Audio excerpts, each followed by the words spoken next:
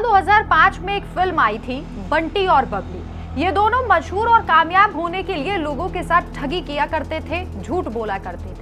आज हम आपको राजनीति के बंटी और बबली के बारे में बताएंगे, जो केंद्रीय गृह मंत्री अमित शाह पर सवाल उठाने चले थे, लेकिन जब अपनी बारी आई तो दुम दबाकर भाग लिए। जो दिन रात मीडिया लाइमलाइट के भूखे रहते हैं, उन्होंने मीडिया को ही फुल्ली इग्नोर कर दिया।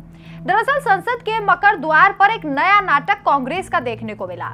देश के सामने खुद को छात्रों का मसीहा बताने वाले कांग्रेस के बंटी बबली यानी राहुल गांधी और प्रियंका गांधी वाड्रा एक बार फिर रंगे हाथों बेनकाब हुए। झूठ बोलो, माहौल बिगाड़ो और जब कैमरे के सामने सच का सामना हो तो बिना जवाब के पूंछ दबाकर भाग जाओ। यही है इन दोनों भाई बहनों की राजनीति का असली मॉडल।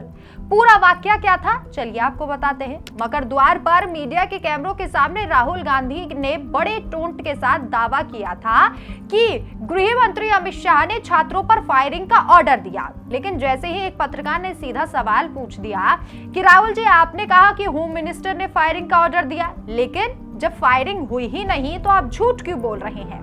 बस ये सुनते ही राहुल गांधी और प्रियंका गांधी के अंग अंग में मिर्ची लग गई। जिस पप्पू और बबली की जोड़ी को थोड़ी देर पहले भाषण देना था, वो एक पल में चुप्पी साध कर कट लिए। वीडियो में साफ दिखाई दे रहा है कि तीखे सवालों से घिरे ये दोनों नेता बिना एक शब्द बोले वहां से रफू चक्कर हो गए। सबसे पहले ये वीडियो देखिए।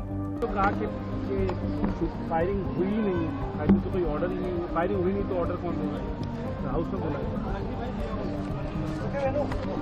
आपकी स्पीच पूरी नहीं हो पाई राहुल जी, क्या वजह आपको लगता है?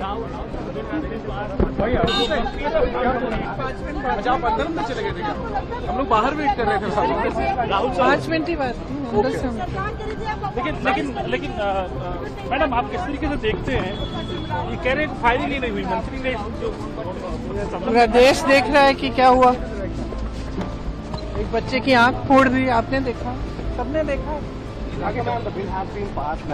को बोलने नहीं दिया, आप स्पीकर से मिलने गई थी, कुछ बात नहीं बनती। अब सवाल उठता है कि अगर दावे में दम था तो वहां से भागे क्यों।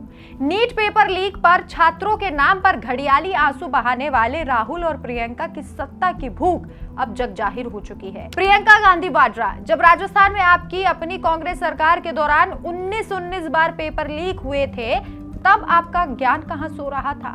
तब तो आप कैमरे के सामने कहती थी कि पेपर लीक कोई सरकार नहीं रोक सकती, और आज दिल्ली में आकर लोकतंत्र खतरे में है, ये राग अलाप रही हैं।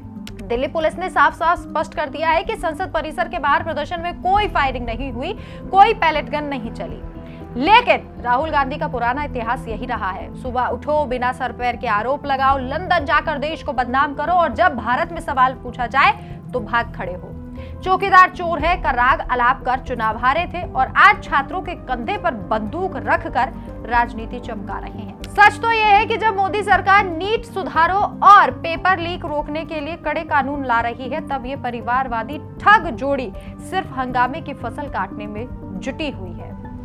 आरोप लगाओ, कैमरे पर नाटक करो, सवाल आते ही भागो और सो जाओ। ये फॉर्मूला अब देश समझ चुका है। बहरहाल, जिस तरीके से राहुल गांधी ने मीडिया को इग्नोर किया, इस पर आपकी क्या राय है? क्या आपको भी लगता है कि तीखे सवालों से राहुल गांधी भाग खड़े उठते हैं?